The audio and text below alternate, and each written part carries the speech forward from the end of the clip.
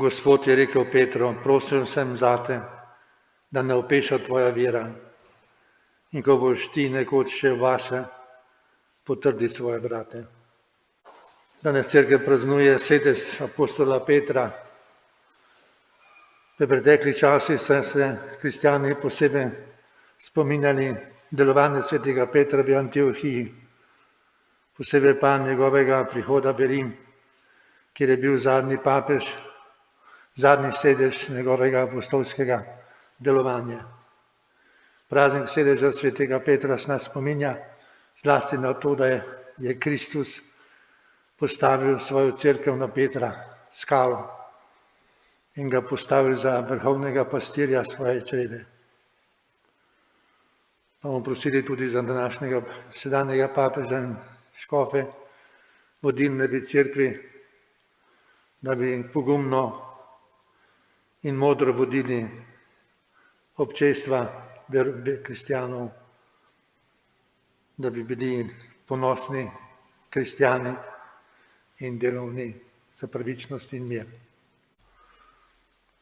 Molimo.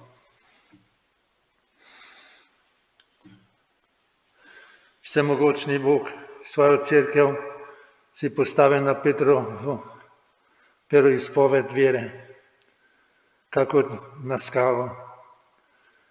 Ne dopusti, da bi nam vero omajali viharji tega sveta. Tudi prosimo po našem Gospodu Jezu Kristusu, tvojem Sinu, ki s teboj v občestvu Svetega Duha živi in kraljuje vekomaj.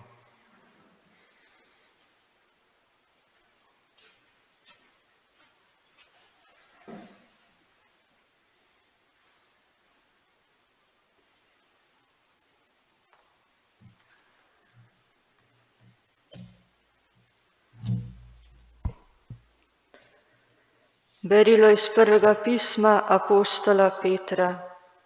Preljubi, starešine med vami prosim jaz, ki sem tudi starešina in priča Kristusovega trpljenja in bom tudi deležen njegove slave, ki se bo razodela.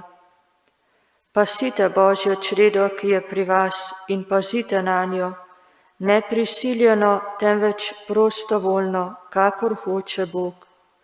Ne z grdim pohlepom po dobičku, temveč z voljnim srcem. Tudi ne, kakor bi nad vam zaupanim gospodovali, temveč kakor vzor čredi. Ko se prikaže najvišji pastir, boste prejeli nevenljivi venec slave. To je Božja beseda. Gospod je moj pastir, nič mi ne manjka. Gospod je moj pastir, nič mi ne manjka, na zelenih pašnikih mi daje ležišča, k vodam počitka me vodi, mojo dušo poživlja.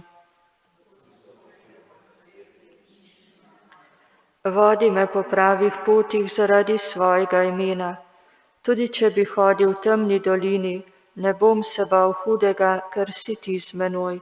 Tvoja gorjača in tvoja palica sta mi v tolažbo. Pogrinjaš mi mizo v pričo mojih nasprotnikov, z oljem mi glavo maziliš, moj kelih je zvrhan.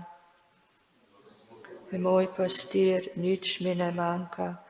Dobrotljivost in milost mi sledita vse dni mojega življenja, in v Gospodovi hiši bom prebival vse dni življenja. Gospod je moj pastir, nič mi ne manjka. Ti si Peter, skala, in na to skalo bom sezidal svojo cerkev in peklenska vrata je ne bodo premagala.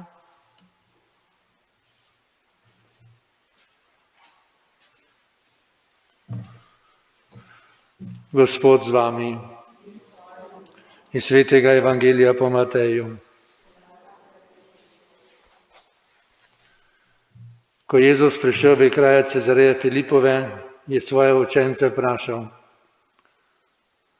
Kaj pravijo ljudje, kdo je sin človekov?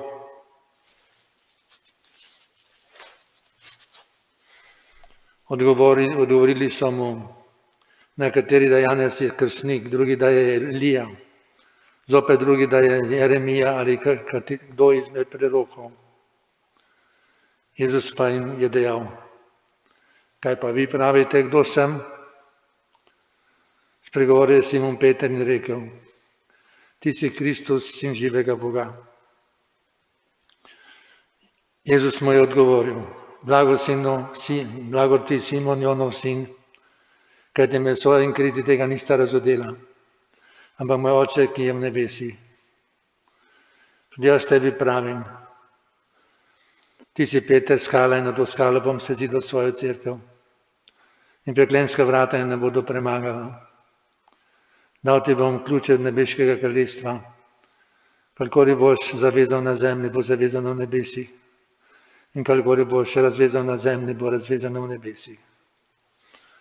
To je Kristusovo evangelije.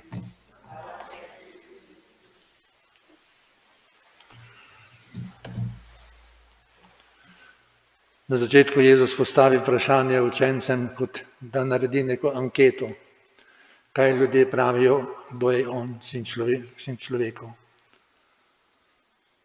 In tam navajajo razna mnenja, ki je vladalo pri ljudeh. In to je lažje odgovoriti. Na to Jezus postavi osebno vprašanje. Kaj pa vi pravite, kdo sem?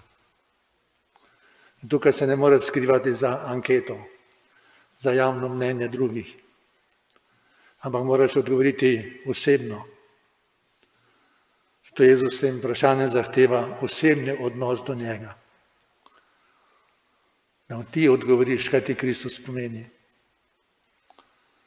In že svojim načinom življenja razkrivamo odnos do njega.